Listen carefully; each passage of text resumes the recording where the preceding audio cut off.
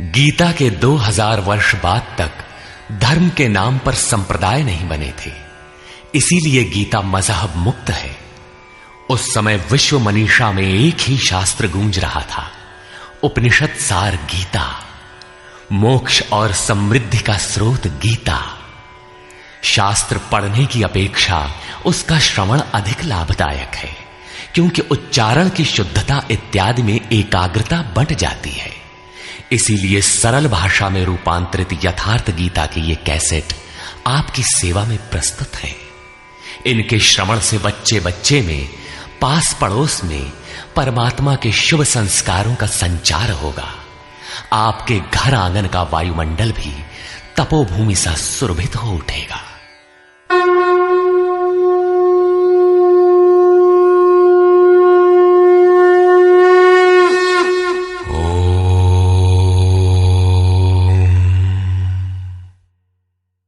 श्री परमात्मने नमः। यथार्थ गीता, श्रीमद् भगवद गीता, अथाष्टमो अध्याय। 7वें अध्याय के अंत में योगेश्वर श्री कृष्ण ने कहा कि पुण्य कर्म अर्थात नियत कर्म आराधना को करने वाले योगी संपूर्ण पापों से छूटकर उस व्याप्त ब्रह्म को जानते हैं।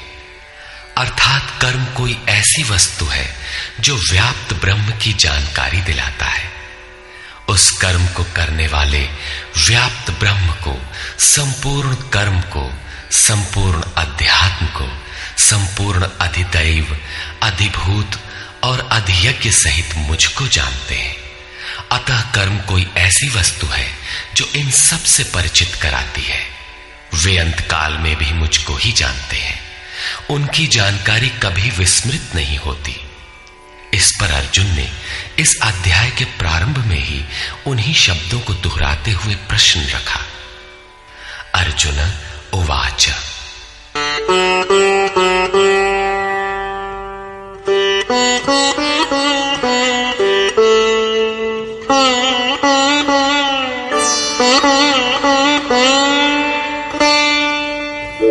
किम तद्ब्रह्म किमध्यात्मम् किम कर्म पुरुषोत्तम अधिभूतं च किम प्रोक्तम् अधिदैवं किमुच्यते।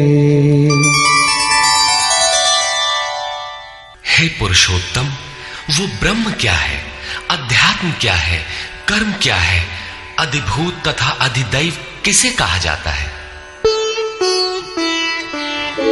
अधियज्ञ कथम कोत्र देहेऽस्मिन् मधुसूदन प्रयाण काले च कथम ज्ञेयोऽसि नियतात्मभिः। हे मधुसूदन, यहां अधियज्ञ कौन है और वह इस शरीर में कैसे है?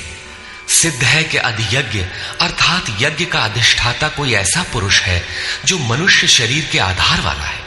समाहित चित्त वाले पुरुषों द्वारा अंत समय में आप किस प्रकार जानने में आते हैं? इन 7 प्रश्नों का क्रम से निर्णय देने के लिए योगेश्वर श्री कृष्ण बोले। श्री भगवान उवाच।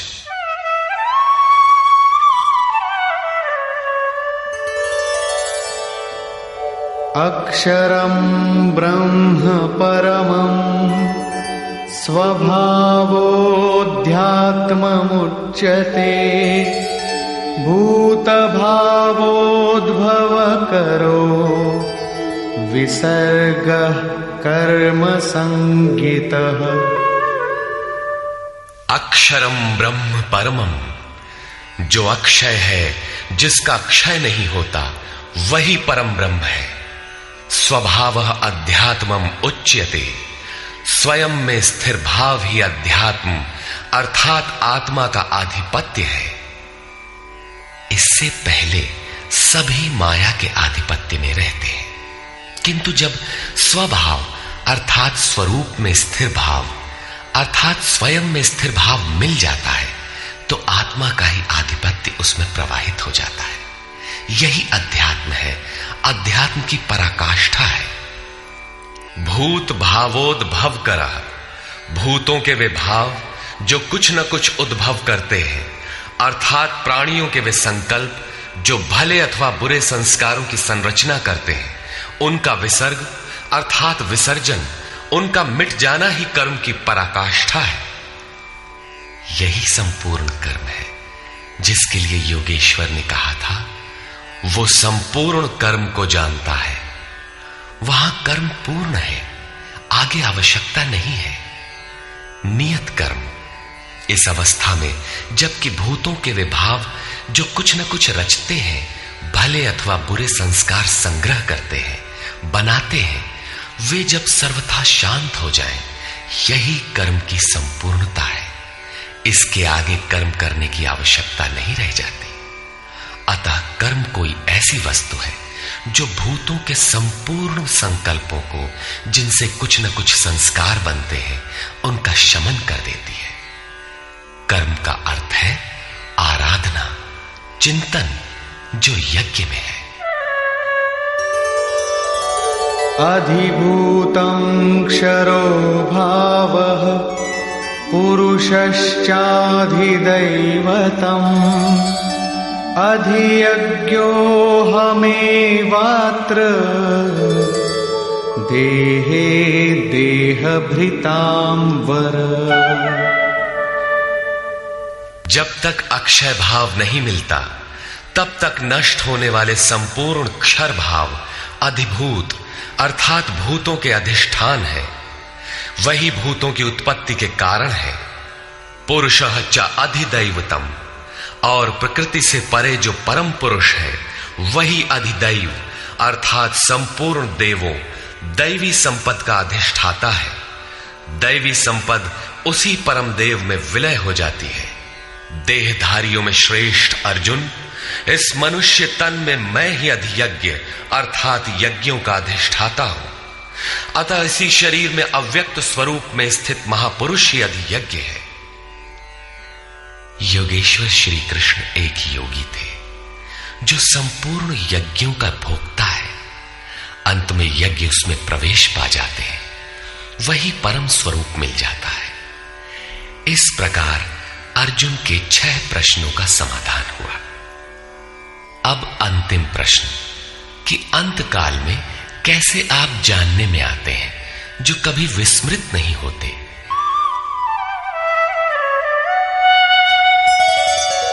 अंतकाले च मामेव स्मरन् मुक्त्वा कलेवरम् यः प्रयाति समद्भावम् याति नास्त्यत्र संशयः। योगेश्वर श्री कृष्ण कहते हैं, जो पुरुष अंतकाल में अर्थात मन के निरोध और विलय काल में मेरा ही स्मरण करते हुए शरीर के संबंध को छोड़ अलग हो जाता है, वो मद्भावम साक्षात मेरे स्वरूप को प्राप्त होता है। इसमें संशय नहीं है। शरीर का निधन शुद्ध अंतकाल नहीं है। मरने के बाद भी शरीरों का क्रम पीछे लगा रहता है। संचित संस्कारों की सतह के मिट जाने के साथ ही मन का निरोध हो जाता है, और वो मन भी जब विलय हो जाता है तो वहीं पर अंतकाल है, जिसके बाद शरीर धारण नहीं करना पड़ता। ये क्रियात्मक है, केवल कहने से, वार्ताक्रम से समझ में नहीं आता। जब तक वस्त्रों की तरह शरीर का परिवर्तन हो रहा है तब तक शरीरों का अंत कहां हुआ। मन के निरोध और निरुद्ध मन के भी विलय काल में जीते जी शरीर के संबंधों का विच्छेद हो जाता है। यदि मरने के बाद ही यह स्थिति मिलती तो श्री कृष्ण भी पूर्ण नहीं होते। उन्होंने कहा कि अनेक जन्म के अभ्यास से प्राप्ति वाला ज्ञानी साक्षात मेरा स्वरूप है।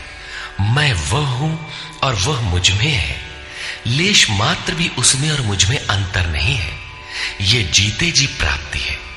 जब फिर कभी शरीर न मिले वहीं शरीरों का अंत है। ये तो वास्तविक शरीरांत का चित्रण हुआ, जिसके पश्चात जन्म नहीं लेना पड़ता है। दूसरा शरीरांत मृत्यु है, जो लोक प्रचलित है, किंतु इस शरीरांत के पश्चात पुनः जन्म लेना पड़ता है।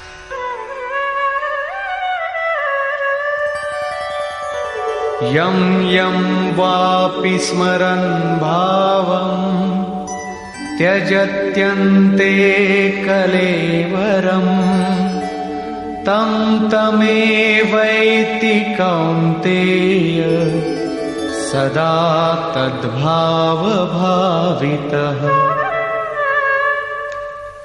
कौन्तेय, मृत्यु के समय मनुष्य जिस भी भाव को स्मरण करता हुआ शरीर को त्यागता है, उसको ही प्राप्त होता है।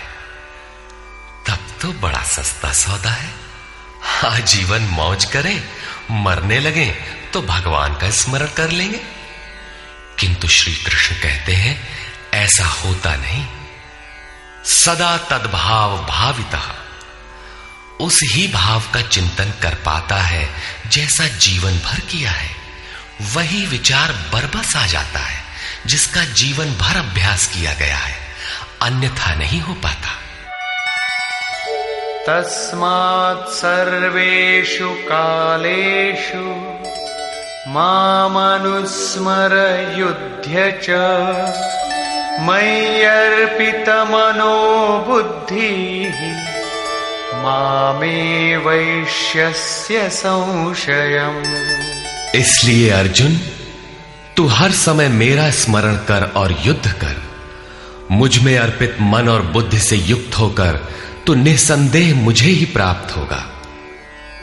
निरंतर चिंतन और युद्ध एक साथ कैसे संभव है? हो सकता है कि निरंतर चिंतन और युद्ध का यही स्वरूप हो कि जय कन्हैया लाल की, जय भगवान की कहते रहें और बाण चलाते रहें। किंतु स्मरण का स्वरूप अगले श्लोक में स्पष्ट करते हुए योगेश्वर कहते हैं,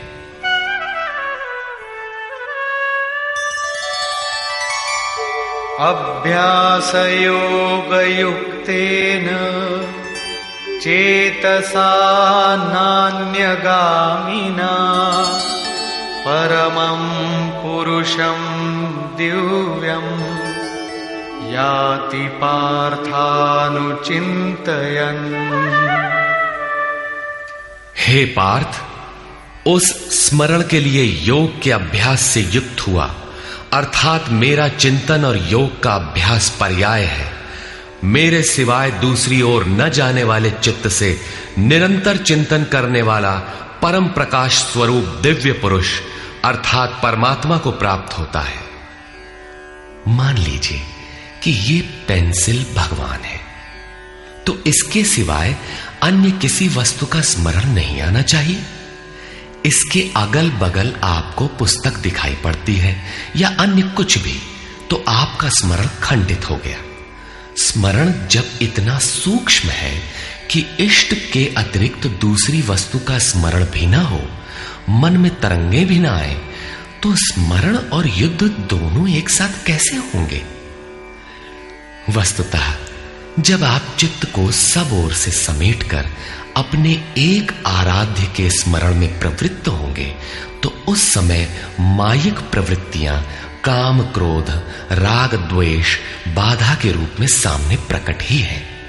आप स्मरण करेंगे किंतु वे आपके अंदर उद्वेग पैदा करेंगे। आपका मन स्मरण से चलायमान करना चाहेंगे। इन बाह्य प्रवृत्तियों का पार पाना ही युद्ध है। निरंतर चिंतन द्वारा ही इनका अंत किया जाता है।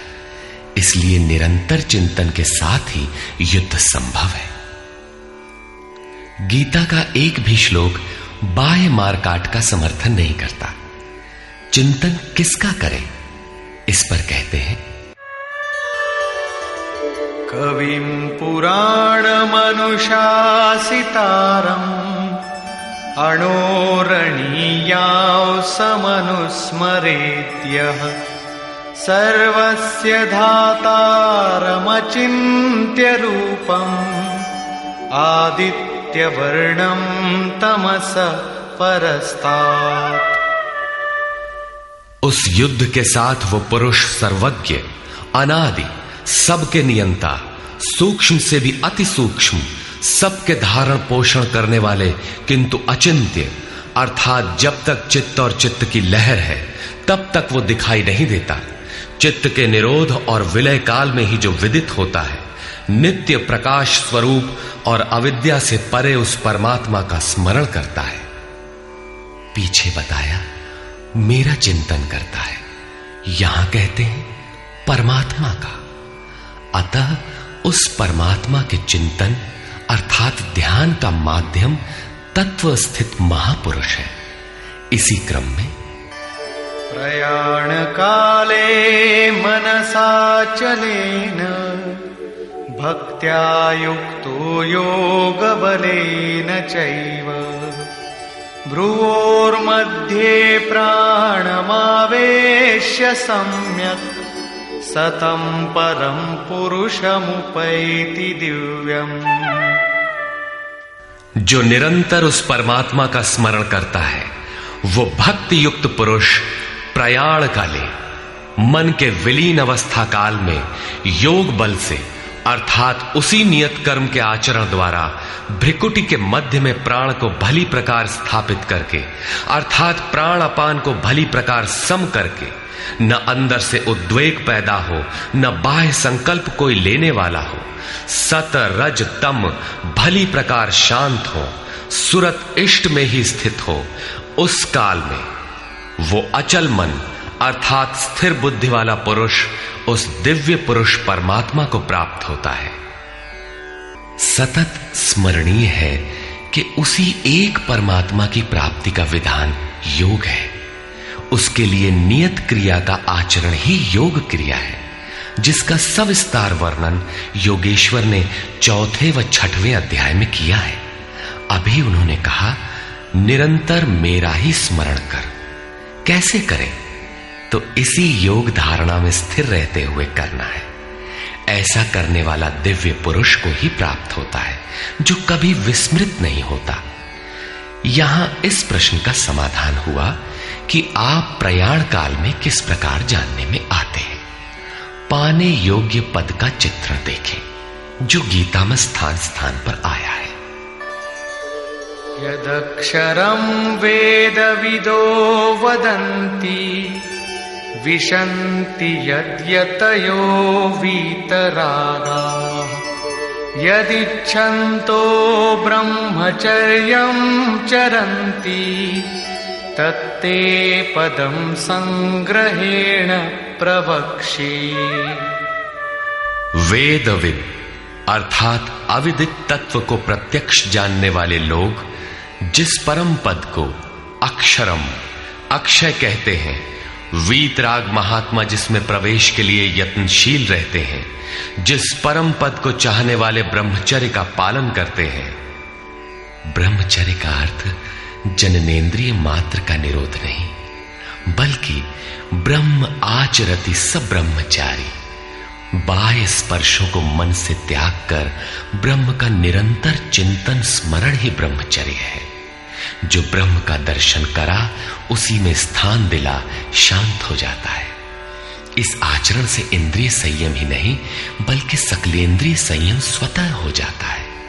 इस प्रकार जो ब्रह्मचर्य का आचरण करते हैं, जो हृदय में संग्रह करने योग्य है, धारण करने योग्य है, उस पद को मैं तेरे लिए कहूंगा। वो पद है क्या? कैसे पाया जाता है? इस पर योगेश्वर श्री कृष्ण कहते हैं, सर्वद्वाराणि संयम्य मनोहृदि निरुध्य च मूर्ध्याधायात्मनः प्राणम् आस्थितो योगधारणा। सब इंद्रियों के दरवाजों को रोककर अर्थात वासनाओं से अलग रहकर मन को हृदय में स्थित करके ध्यान हृदय में ही धरा जाता है, बाहर नहीं। पूजा बाहर नहीं होती। और प्राण अर्थात अंतःकरण के व्यापार को मस्तिष्क में निरोध कर योग धारणा में स्थित होकर योग को धारण किए रहना है, दूसरा तरीका नहीं है।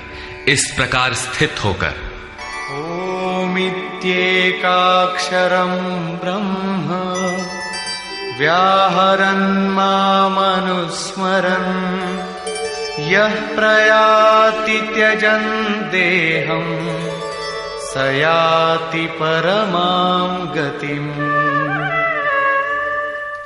जो पुरुष ओम इति ओम इतना ही जो अक्षय ब्रह्म का परिचायक है, उसका जाप तथा मेरा स्मरण करता हुआ शरीर का त्याग कर जाता है, वो पुरुष परम गति को प्राप्त होता है।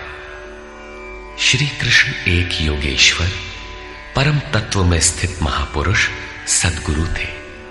योगेश्वर श्री कृष्ण ने बताया कि ओम अक्षय ब्रह्म का परिचायक है, तू उसका जप कर और ध्यान मेरा कर।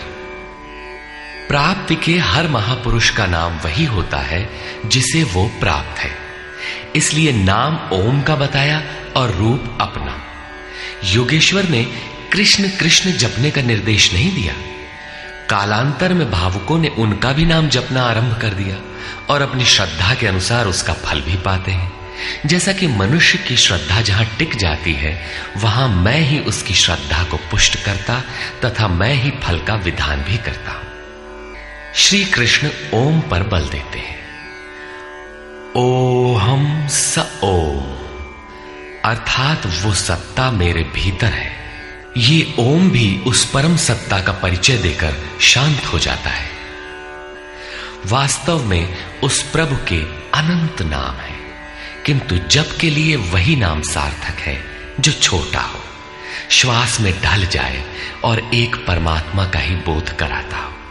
उससे भिन्न अनेक देवी देवताओं की अविवेकपूर्ण कल्पना में उलझाकर लक्ष्य से दृष्टि न हटाते। प्रारंभिक साधक नाम तो जपते हैं, किंतु महापुरुष के स्वरूप का ध्यान करने में हिचकते हैं। वे अपनी अर्जित मान्यताओं का पूर्वाग्रह छोड़ नहीं पाते। वे किसी अन्य देवता का ध्यान करते हैं जिसका योगेश्वर श्री कृष्ण ने निषेध किया है। अतः पूर्ण समर्पण के साथ किसी अनुभवी महापुरुष की शरण लें। पुण्य पुरुषार्थ सबल होते ही कुतर्कों का शमन और यथार्थ क्रिया में प्रवेश मिल जाएगा। योगेश्वर श्री कृष्ण के अनुसार इस प्रकार ओम के जप और परमात्म स्वरूप सद्गुरु के स्वरूप का निरंतर स्मरण करने से मन का निरोध और विलय हो जाता है और उसी क्षण शरीर के संबंध का त्याग हो जाता है। केवल मरने से शरीर पीछा नहीं छोड़ता। अनन्यचेता सततम यो मां स्मरति नित्यशः तस्याहं सुलभः पार्थ नित्ययुक्तस्य योगिनः। मेरे अतिरिक्त और कोई चित्त में है ही नहीं। उस अन्य किसी का चिंतन न करता हुआ अर्थात अनन्य चित्त से स्थिर हुआ जो अनवरत मेरा स्मरण करता है, उस नित्य मुझसे युक्त योगी के लिए मैं सुलभ हूं। आपके सुलभ होने से क्या मिलेगा? मामुपेत्य पुनर्जन्म दुःखालयमशाश्वतम् नाप्नुवन्ति महात्मानः संसिद्धिं परमां गताः। मुझे प्राप्त कर वे दुखों के स्थान स्वरूप क्षणभंगुर पुनर्जन्म को प्राप्त नहीं होते, बल्कि परम सिद्धि को प्राप्त होते हैं। अर्थात मुझे प्राप्त होना अथवा परम सिद्धि को प्राप्त होना एक ही बात है। केवल भगवान ही ऐसे हैं जिन्हें पाकर उस पुरुष का पुनर्जन्म नहीं होता। फिर पुनर्जन्म की सीमा कहां तक है? आब्रह्म भुवनाल्लोकाः पुनरावर्तिनोऽर्जुन मामुपेत्य तु कौन्तेय पुनर्जन्म न विद्यते। अर्जुन, ब्रह्मा से लेकर कीट पतंगादि सभी लोग पुनरावर्ती हैं, जन्म लेने और मरने तथा पुनः पुनः इसी क्रम में चलने वाले हैं। किंतु कौन्तेय, मुझे प्राप्त होकर उस पुरुष का पुनर्जन्म नहीं होता। धर्म ग्रंथों में लोक लोकांतरों की परिकल्पना ईश्वर पद की विभूतियों को बोध कराने के आंतरिक अनुभव या रूपक मात्र है। अंतरिक्ष में न तो कोई ऐसा गड्ढा है जहां कीड़े काटते हों और न ऐसे महल जिसे स्वर्ग कहा जाता हो। दैवी संपत्ति से युक्त पुरुष देवता और आसुरी संपत्ति से युक्त मनुष्य ही असुर है। श्री कृष्ण के ही सगे संबंधी कंस राक्षस और बाणासुर दैत्य थे। देव मानव तिर्यक योनियां ही विभिन्न लोक हैं। श्री कृष्ण के ही अनुसार ये जीवात्मा मन सहित पांचों इंद्रियों को लेकर जन्म जन्मांतर के संस्कारों के अनुरूप नया शरीर धारण कर लेता है। अमर कहे जाने वाले देवता भी मरण धर्मा है। क्षीणे पुण्ये मर्त्य लोकम विशन्ति। इससे बड़ी क्षति क्या होगी? वो देवतन ही किस काम का जिसमें संचित पुण्य भी समाप्त हो जाए। देवलोक, पशुलोक, कीट पतंगादि लोग भोगलोक मात्र हैं। केवल मनुष्य ही कर्मों का रचयिता है, जिसके द्वारा वो उस परम धाम तक को प्राप्त कर सकता है जहां से पुनरावर्तन नहीं होता। यथार्थ कर्म का आचरण करके मनुष्य देवता बन जाए, ब्रह्मा की स्थिति प्राप्त कर ले, किंतु वो पुनर्जन्म से तब तक नहीं बच सकता जब तक कि मन के निरोध और विलय के साथ परमात्मा का साक्षात्कार करके उसी परम भाव में स्थित न हो जाए। उसका पुनर्जन्म नहीं होना है, किंतु इस अव्यक्त स्थिति से पूर्व जब तक उसके पास अपनी बुद्धि है, जब तक वो ब्रह्मा है, वो पुनर्जन्म की परिधि में ही है। इन्हीं तथ्यों पर प्रकाश डालते हुए योगेश्वर श्री कृष्ण कहते हैं,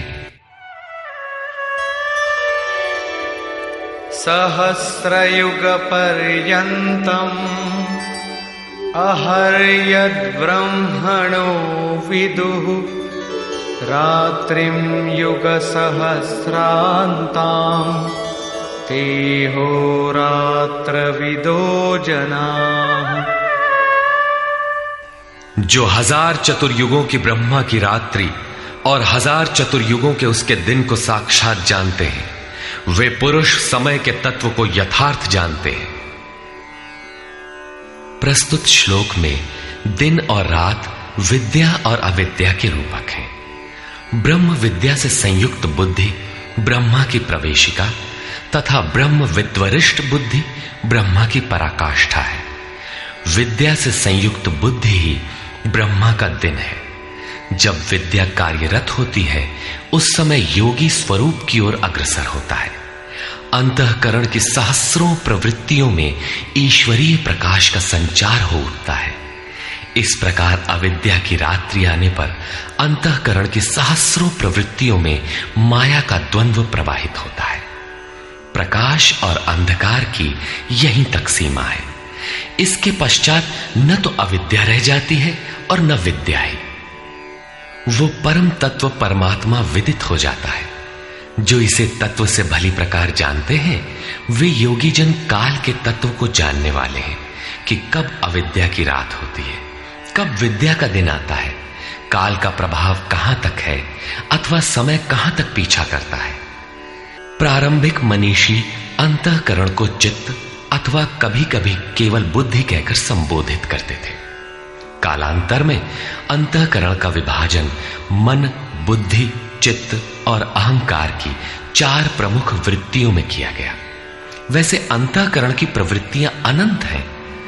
बुद्धि के अंतराल में ही अविद्या की रात्रि होती है और उसी बुद्धि में विद्या का दिन भी होता है। यही ब्रह्मा की रात्रि और दिन है। जगत रूपी रात्रि में सभी जीव अचेत पड़े हैं। प्रकृति में विचरण करती हुई उनकी बुद्धि उस प्रकाश स्वरूप को नहीं देख पाती, किंतु योग का आचरण करने वाले योगी इससे जग जाते हैं। वे स्वरूप की ओर बढ़ते हैं। जैसा कि गोस्वामी तुलसीदास ने रामचरितमानस में लिखा है, कबहु दिवस मह निबिड़तम, कबहुक प्रकट पतंग, बिन सई उपजई ज्ञान जिमि, पाई कुसंग सुसंग। विद्या से संयुक्त बुद्धि कुसंग पाकर अविद्या में परिणत हो जाती है। पुनः सुसंग से विद्या का संचार उसी बुद्धि में हो जाता है। ये उतार चढ़ाव पूर्ति पर्यंत लगा रहता है। पूर्ति के पश्चात न बुद्धि है न ब्रह्मा, न रात रहती है न दिन। यही ब्रह्मा के दिन रात का रूपक है। न हजारों साल की लंबी रात होती है, न हजारों चतुर्युग का दिन ही होता है, और न कहीं कोई चार मुंह वाला ब्रह्मा ही है। बुद्धि की उपर्युक्त चार क्रमिक अवस्थाएं ही ब्रह्मा के चार मुख और अंतःकरण की चार प्रमुख प्रवृत्तियां ही उनके चतुर्युग हैं। रात और दिन इन्हीं प्रवृत्तियों में होते हैं। जो पुरुष इसके भेद को तत्व से जानते हैं, वे योगी जन काल के भेद को जानते हैं कि काल कहां तक पीछा करता है और कौन पुरुष काल से भी अतीत हो जाता है। रात्रि और दिन, अविद्या और विद्या में होने वाले कार्य को योगेश्वर श्री कृष्ण स्पष्ट करते हैं।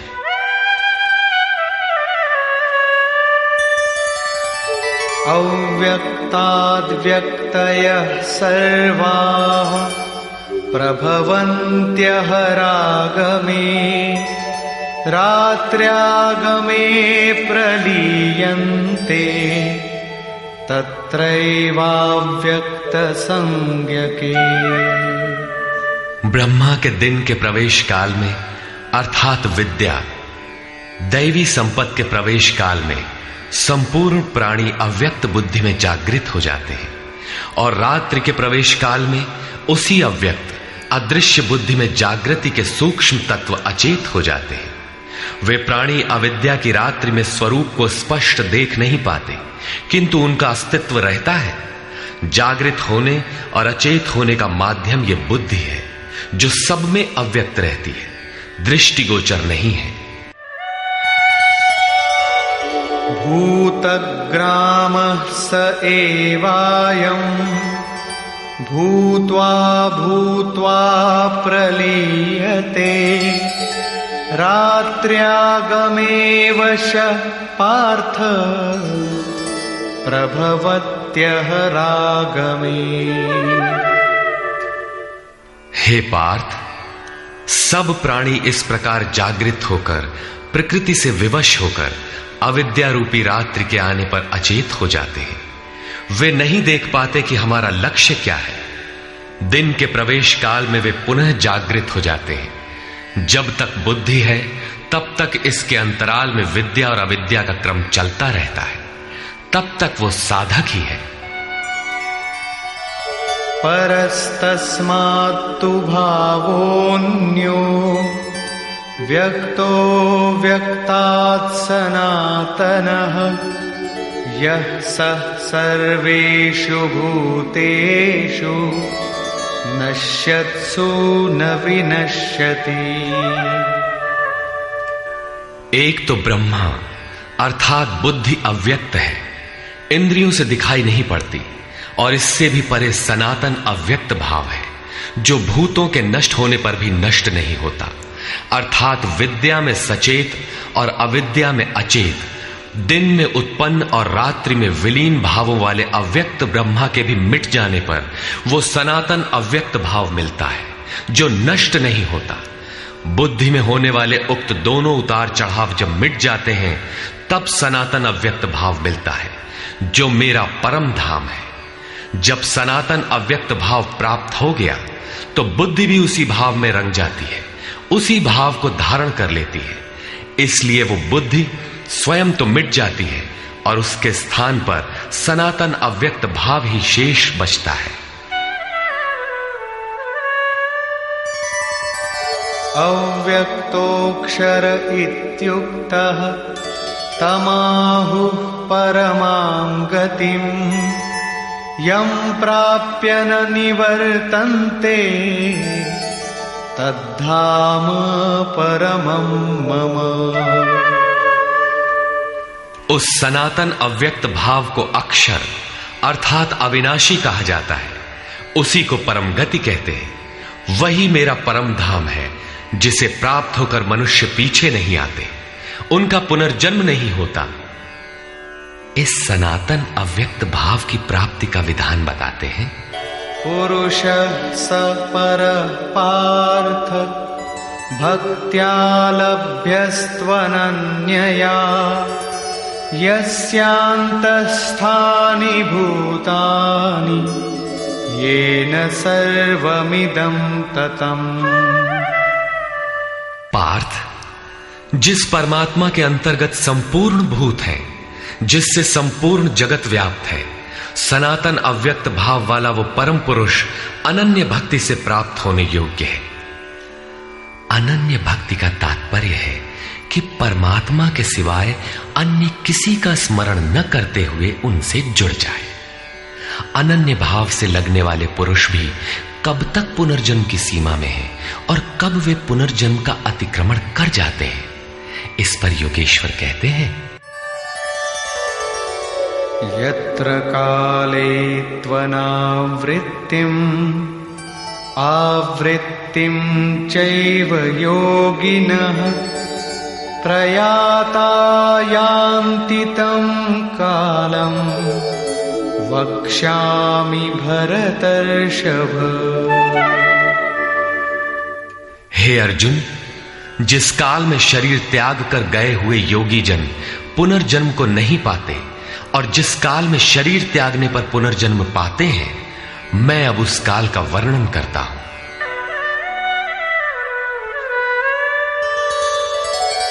अग्निर्ज्योतिरः शुक्लः षण्मासा उत्तरायणम् तत्र प्रयाता गच्छन्ति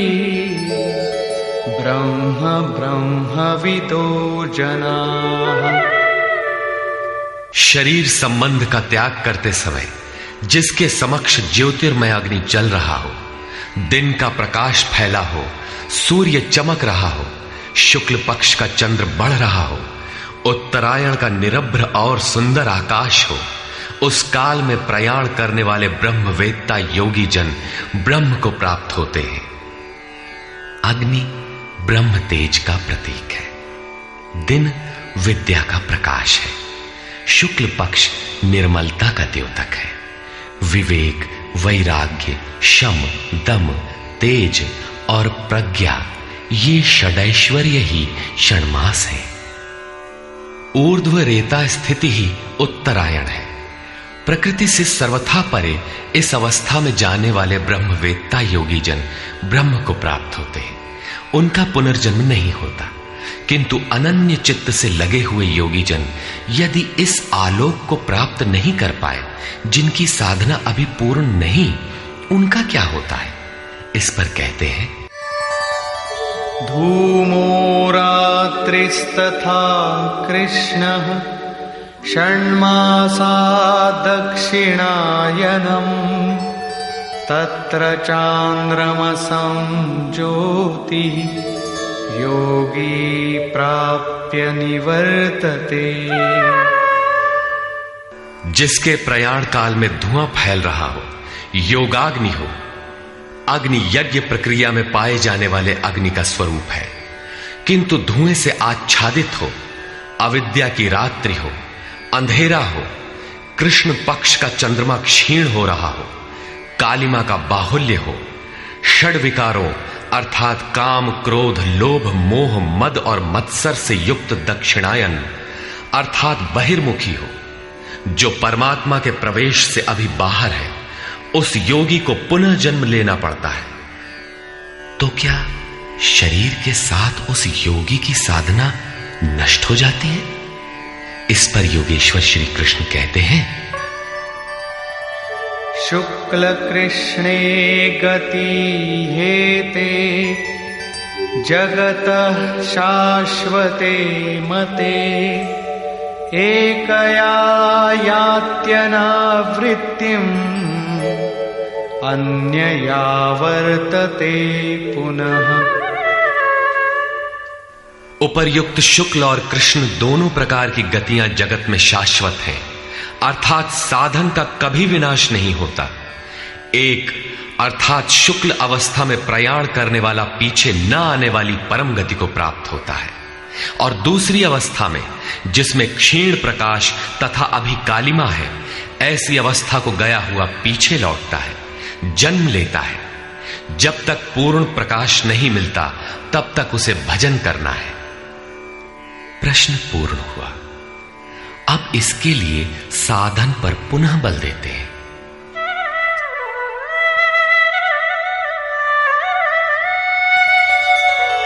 नैते श्रुति पार्थ जानन् योगी मुह्यति कश्चन तस्मात् सर्वेषु कालेषु योगयुक्तो भवार्जुन।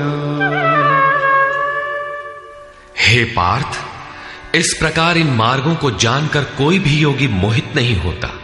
वो जानता है कि पूर्ण प्रकाश पा लेने पर ब्रह्म को प्राप्त होगा और क्षीण प्रकाश रहने पर भी पुनर्जन्म में साधन का नाश नहीं होता। दोनों गतियां शाश्वत हैं। अतः अर्जुन, तो सब काल में योग से युक्त हो, अर्थात निरंतर साधन कर। वेदेषु यज्ञेषु तपस्सु चैव दानेषु यत् पुण्यफलं प्रदिष्टम् अत्येति तत्सर्वमिदं विदित्वा योगी परं स्थानमुपैति चाद्यम्। इसको साक्षात्कार सहित जानकर, मानकर नहीं, योगी वेद, यज्ञ, तप और दान के पुण्य फलों का निसंदेह अतिक्रमण कर जाता है और सनातन परम पद को प्राप्त होता है। अविदित परमात्मा की साक्षात जानकारी का नाम वेद है। वो अविदित तत्व जब विदित हो ही गया तो अब कौन किसे जाने। अतः विदित होने के पश्चात वेदों से भी प्रयोजन समाप्त हो जाता है, क्योंकि जानने वाला भिन्न नहीं है। यज्ञ अर्थात आराधना की नियत क्रिया आवश्यक थी, किंतु जब वो तत्व विदित हो गया तो किसके लिए भजन करें। मन सहित इंद्रियों को लक्ष्य के अनुरूप तपाना तप है। लक्ष्य प्राप्त होने पर किसके लिए तप करें। मन, वचन और कर्म से सर्वतोभावेन समर्पण का नाम दान है। इन सब का पुण्य फल है परमात्मा की प्राप्ति। फल भी अब विलग नहीं है, अतः इन सब की अब आवश्यकता न रही। वो योगी यज्ञ, तप, दान इत्यादि के फल को भी पार कर जाता है। वो परम पद को प्राप्त होता है। निष्कर्ष, इस अध्याय में 5 प्रमुख बिंदुओं पर विचार किया गया, जिनमें सर्वप्रथम अध्याय 7 के अंत में योगेश्वर श्री कृष्ण द्वारा बीजारोपित प्रश्नों को स्पष्ट समझाने की जिज्ञासा से इस अध्याय के आरंभ में अर्जुन ने 7 प्रश्न किए कि भगवान, जिसे आपने कहा वह ब्रह्म क्या है, वह अध्यात्म क्या है, वह संपूर्ण कर्म क्या है, अधिदैव, अधिभूत और अधियज्ञ क्या है, और अंतकाल में आप किस प्रकार जानने में आते हैं कि कभी विस्मृत नहीं होते। योगेश्वर श्री कृष्ण ने बताया कि जिसका विनाश नहीं होता वही पर ब्रह्म है। स्वयं की उपलब्धि वाला परम भाव ही अध्यात्म है, जिससे जीव माया के आधिपत्य से निकलकर आत्मा के आधिपत्य में हो जाता है, वही अध्यात्म है। और भूतों के वे भाव जो शुभ अथवा अशुभ संस्कारों को उत्पन्न करते हैं, उन भावों का रुक जाना, विसर्ग, मिट जाना ही कर्म की संपूर्णता है। इसके आगे कर्म करने की आवश्यकता नहीं रह जाती। अतः कर्म कोई ऐसी वस्तु है जो संस्कारों के उद्गम को ही मिटा देता है। इसी प्रकार क्षर भाव अधिभूत हैं, अर्थात नष्ट होने वाले ही भूतों को उत्पन्न करने में माध्यम है। वे ही भूतों के अधिष्ठाता हैं। परम पुरुष ही अधिदैव है, उसमें दैवी संपद विलीन होती है। इस शरीर में अधियज्ञ मैं ही हूं, अर्थात जिसमें यज्ञ विलय होते हैं वह मैं हूं। यज्ञ का अधिष्ठाता हूं, वह मेरे स्वरूप को ही प्राप्त होता है, अर्थात श्री कृष्ण एक योगी थे। अधियज्ञ कोई ऐसा पुरुष है जो इस शरीर में रहता है, बाहर नहीं। अंतिम प्रश्न कि अंत समय में आप किस प्रकार जानने में आते हैं। उन्होंने बताया कि जो मेरा निरंतर स्मरण करते हैं, मेरे सिवाय किसी दूसरे विषय वस्तु का चिंतन नहीं आने देते और ऐसा करते हुए शरीर का संबंध त्याग देते हैं, वे मेरे साक्षात स्वरूप को प्राप्त होते हैं, जिसे अंत में ही वही प्राप्त रहता है। शरीर की मृत्यु के साथ यह उपलब्धि होती हो ऐसी बात नहीं है। मरने पर ही मिलता तो श्री कृष्ण पूर्ण न होते। अनेक जन्मों में चलकर पाने वाला ज्ञानी उनका स्वरूप न होता। मन का सर्वथा निरोध और निरुद्ध मन का भी विलय ही अंतकाल है, जहां फिर शरीरों की उत्पत्ति का माध्यम शांत हो जाता है। उस समय वह परम भाव में प्रवेश पा जाता है, उसका पुनर्जन्म नहीं होता। इस प्राप्ति के लिए उन्होंने स्मरण का विधान बताया। अर्जुन, निरंतर मेरा स्मरण कर और युद्ध कर, दोनों एक साथ कैसे होंगे? कदाचित ऐसा हो कि जय गोपाल हे कृष्ण कहते रहें, लाठी भी चलाते रहें। स्मरण का स्वरूप स्पष्ट किया कि योग धारणा में स्थिर रहते हुए मेरे सिवाय अन्य किसी भी वस्तु का स्मरण न करते हुए निरंतर स्मरण कर। जब स्मरण इतना सूक्ष्म है तो युद्ध कौन करेगा? मान लीजिए यह पुस्तक भगवान है, तो इसके अगल बगल की वस्तु, सामने बैठे हुए लोग या अन्य देखी सुनी कोई वस्तु संकल्प में भी न आए, दिखाई न पड़े। यदि दिखाई पड़ती है तो स्मरण नहीं है। ऐसे स्मरण में युद्ध कैसा? वस्तुतः जब आप इस प्रकार निरंतर स्मरण में प्रवृत्त होंगे तो उसी क्षण युद्ध का सही स्वरूप खड़ा होता है। उस समय मायिक प्रवृत्तियां बाधा के रूप में प्रत्यक्ष ही हैं। काम, क्रोध, राग, द्वेष दुर्जय शत्रु हैं। ये शत्रु स्मरण करने नहीं देंगे। इनसे पार पाना ही युद्ध है। इन शत्रुओं के मिट जाने पर ही व्यक्ति परम गति को प्राप्त होता है। इस परम गति को पाने के लिए अर्जुन, तू जप तो ओम का और ध्यान मेरा कर, अर्थात श्री कृष्ण एक योगी थे। नाम और रूप आराधना की कुंजी है। योगेश्वर श्री कृष्ण ने इस प्रश्न को भी लिया कि पुनर्जन्म क्या है, उसमें कौन कौन आते हैं। उन्होंने बताया कि ब्रह्मा से लेकर यावन मात्र जगत पुनरावर्ती है और इन सब के समाप्त होने पर भी मेरा परम अव्यक्त भाव तथा उसमें स्थिति समाप्त नहीं होती। इस योग में प्रविष्ट पुरुष की दो गतियां हैं। जो पूर्ण प्रकाश को प्राप्त षडैश्वर्य संपन्न ऊर्ध्वरेता है, जिसमें लेश मात्र भी कमी नहीं है, वह परम गति को प्राप्त होता है। यदि उस योग कर्ता में लेश मात्र भी कमी है, कृष्ण पक्ष सी कालिमा का संचार है, ऐसी अवस्था में शरीर का समय समाप्त होने वाले योगी को जन्म लेना पड़ता है। वह सामान्य जीव की तरह जन्म मरण के चक्कर में नहीं फंसता, बल्कि जन्म लेकर उससे आगे की शेष साधना को पूरा करता है। इस प्रकार आगे के जन्म में उसी क्रिया से चलकर वह भी वहीं पहुंच जाता है जिसका नाम परम धाम है। पहले भी श्री कृष्ण कह आए हैं कि इसका थोड़ा भी साधन जन्म मरण के महान भय से उद्धार करा के ही छोड़ता है। दोनों रास्ते शाश्वत हैं, अमिट हैं। इस बात को समझकर कोई भी पुरुष योग से चलायमान नहीं होता। अर्जुन, तू योगी बन।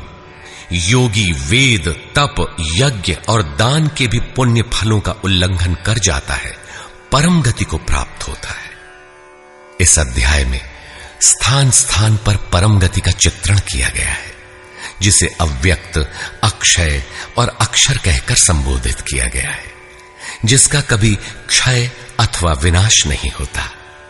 अतः ओम तत्सदिति श्रीमद् भगवद गीता सूपनिषत्सु ब्रह्म विद्यायाम योग शास्त्रे श्री कृष्ण अर्जुन संवादे अक्षर ब्रह्म योगो नाम अष्टमोऽध्यायः। इस प्रकार स्वामी अड़गड़ानंद कृत श्रीमद् भगवद गीता के भाष्य यथार्थ गीता का 8वां अध्याय पूर्ण होता है। हरि ओम तत्सत।